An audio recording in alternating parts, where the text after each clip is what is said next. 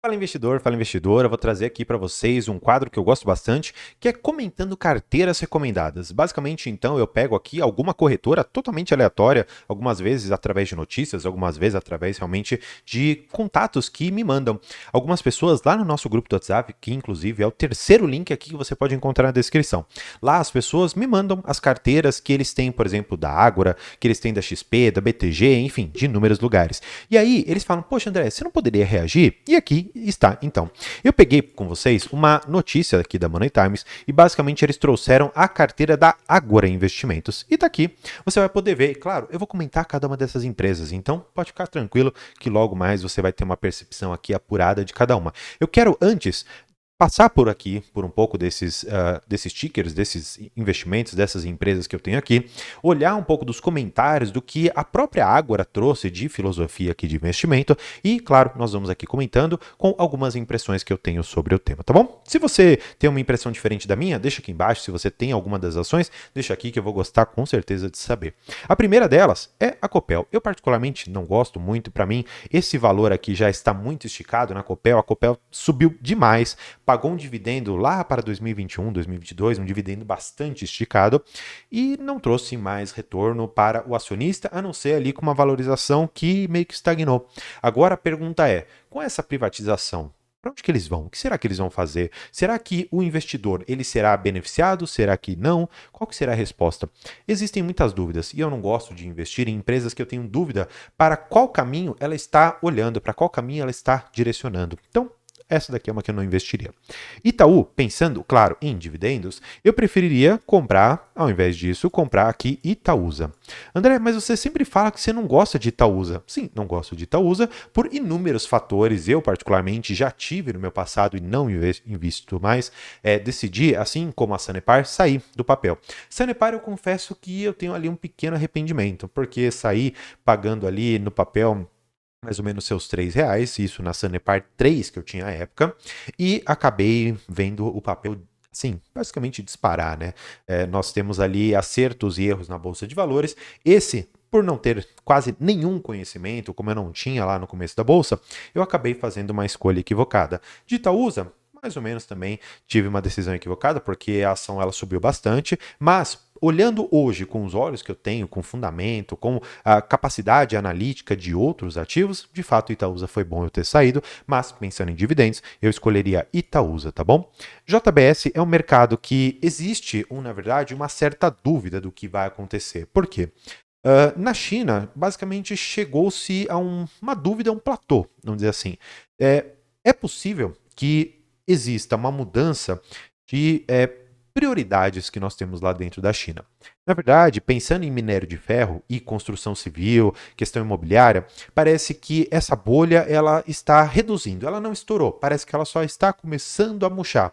E na verdade, saindo desse minério, saindo dos materiais básicos, eles estão buscando hoje, pelo menos digo eles, os chineses, eles estão buscando muito mais um consumo de outros tipos de bens.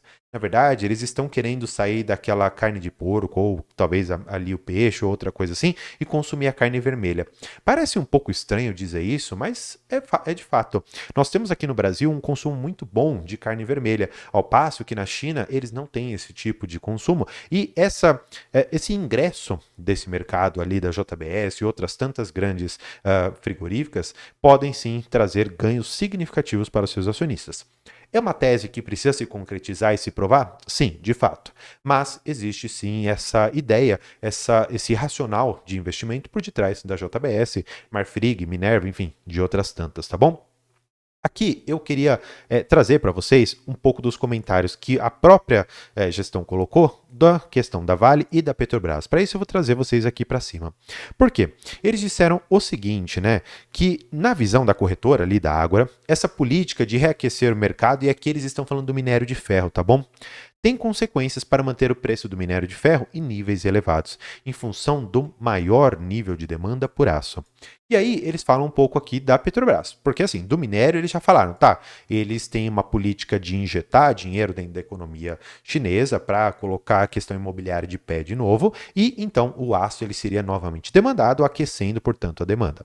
Agora, na Petrobras, a Magda, que é a nova, vamos dizer assim, CEO da empresa, ela tem uma visão um pouco complicada. Por quê? Ela já disse ali numa entrevista que se a Petrobras der lucro, ela distribuirá aos seus acionistas. Opa, peraí, luz vermelha. Foi aprovada uma política de remuneração aos acionistas que diz: o acionista receberá 40% do fluxo de caixa livre da empresa. Pô, peraí, se eu tenho métricas contábeis para alcançar qual que é o fluxo de caixa livre da empresa, e 40% desse fluxo de caixa livre deveria ser distribuído para os acionistas, como assim agora se der lucro, sendo que a empresa tem um dos menores lifting costs que nós temos ao redor do mundo, é uma das grandes empresas que nós temos, e pensando até mesmo em margem equatorial, que claro, demandará muito investimento, mas considerando o caixa que a Petrobras está gerando, não é efetivamente um problema, eu fico me perguntando, será que eles vão destruir de novo a Petrobras? E eu não quero entrar numa questão governamental, não quero entrar numa questão política com vocês. Eu quero apenas que vocês tenham olhos bastante atentos para o rumo que a Petrobras estiver tomando dentro dos investimentos que ela estiver fazendo. Então, olhos muito atentos, tá bom? A outra questão que eles trazem aqui é que, em relação à visão das ações, elas seguem com valuation descontado. De fato, valuation descontado não quer dizer que necessariamente é para você investir. Por quê? O valuation descontado é considerando o operacional da empresa. O que eles estão colocando aqui? Eles colocam o operacional mais a questão política. E a questão política, ninguém tem como mensurar qual que é o impacto e preço disso, apenas na questão operacional. Você pega um fluxo de caixa descontado, você faz o operacional, você joga modelo de Gordon, enfim, não importa o que você utilizar, mas a questão política nunca será precificada e de forma fácil você não vai conseguir alcançar nenhum valor para dizer, olha, política, portanto, tem que ter um desconto de tal. Isso não tem como acontecer e por isso que o valuation será sempre descontado. Outras coisas que eles trazem que eu acho que valem a pena a gente também ter em mente.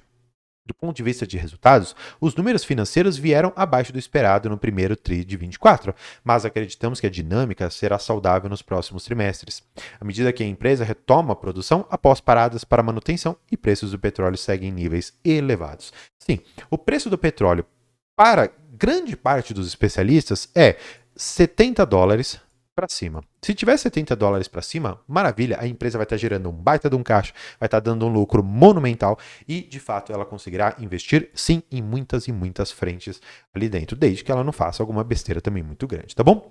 Agora, olhando para o setor de saneamento básico, eu particularmente entendo a tese de você ter ganho patrimonial com o Sabesp. Privatização, de fato, vem passando a passos largos em São Paulo. E pensando que essa privatização poderia destravar valor, eu posso concordar com essa tese de investimento. Agora, pensando aqui em dividendos, eu particularmente consideraria comprar primeiro Copasa, depois Sanepar. Por fim, não tendo nenhuma outra, Sabesp, tá bom? Agora, na Vivo, na verdade, eles fizeram uma troca. A Vivo, ela entrou no lugar de uma outra empresa, a Embraer. Eles disseram aqui nessa entrevista, no comecinho, que eles tiveram um ganho em relação à Embraer de mais de 50%. Então, eles realizaram o lucro e recomendaram a Vivo no preço aqui de R$58. Então, a gente pode até dar uma olhada aqui em cima. Ó, você pode ver o preço-alvo ao final de 2024 de 59 e antes aqui era do seu 58 e essa aqui é uma recomendação da própria Ágora, tá bom? Ágora Investimento. Então, vou voltar aqui. Na verdade, aqui existem algumas empresas que eu particularmente não acompanho tão de perto. Uzi Minas, de fato, você tem ali o Alto Forno, se eu não me engano, é o 3, que voltou a operar recentemente, se eu não me engano, no começo agora de 2024.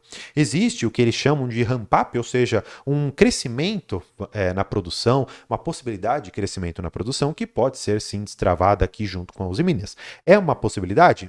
Bem, se você for pensar no mercado como ele está, na questão siderúrgica no geral, você pode ver que o governo está trazendo algumas questões políticas que são necessárias ali para você não matar a nossa indústria nacional. Por quê?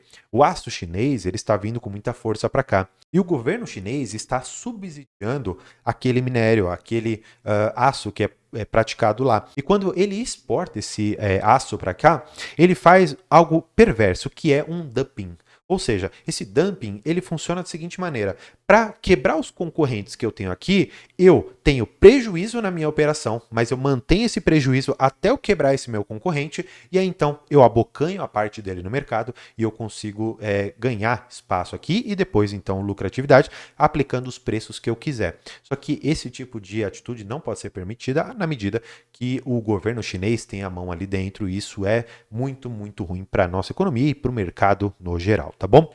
A WEG também é uma outra empresa que, apesar do seu tamanho, da sua importância, não é uma empresa que eu acompanho tanto. Tem resultados muito sólidos, só dá cada vez mais alegria para os seus investidores, mas não é uma empresa que, a meu ver, em termos previdenciários, em termos de pagamento de dividendos, não é uma que eu gosto. Agora, aqui eu tenho uma grande dúvida, que é a Suzano. Por quê? Eu venho acompanhando os projetos da Suzano bem de perto. Pensando aqui na compra da International Paper, poderia ser muito interessante. O que ocorre, porém, a International Paper é uma empresa americana e ela está num processo de conversa com uma empresa europeia para fazer ali uma aquisição. Só que acontece, a Suzano ela vale 15 bi. Essa International Paper também vale seus 15 bi. E o que acontece? Quando ela fizer esta compra desta outra empresa, ou possível compra dessa outra empresa, ela vai ficar num tamanho muito maior. Aproximadamente ali os seus 25 bi de dólares. E o que acontece? Se a Suzano tivesse que despender 15 bilhões de dólares para pagar a International Paper, eu estou falando aqui de mais ou menos ali os seus 75 bilhões que ela teria que despender. Ou seja, jogaria a alavancagem lá para o céu. E pensando aqui numa empresa de dividendos, para agora, talvez não seja. Se esse negócio da International Paper for para frente, que eu acredito que não vá. Agora, se você pensar que ela está no momento de redução da sua alavancagem, os projetos estão ali efetivamente começando a trazer retorno, começando a colocar muita coisa em operação. E pensando que toda essa máquina vai começar a girar e gerar, portanto, caixa para dentro da empresa, é possível que ela fale, olha, já que eu não tenho ninguém para adquirir, já que meus projetos eu já encerrei e agora eu preciso apenas reduzir um pouco mais a minha alavancagem, eu vou pagar dividendos. E pensando na Suzano como uma baita de uma empresa, em termos operacionais, de governança, de história, é uma das grandes queridas aqui que eu tenho da Bolsa. Portanto, se eu tivesse dentro do setor de celulose que pensar ali em alguma empresa para investir, primeira delas, eu colocaria Irani. Gosto muito do case, gosto muito do programa de recompra de dividendos, acho excelente. Depois, compraria a Suzano e se não tivesse mais nenhuma escolha, então eu compraria a própria Klabin. Então, espero que você tenha gostado desse vídeo. Deixa aqui embaixo se você investe em alguma dessas empresas. Por hoje é isso. Muito obrigado e tchau!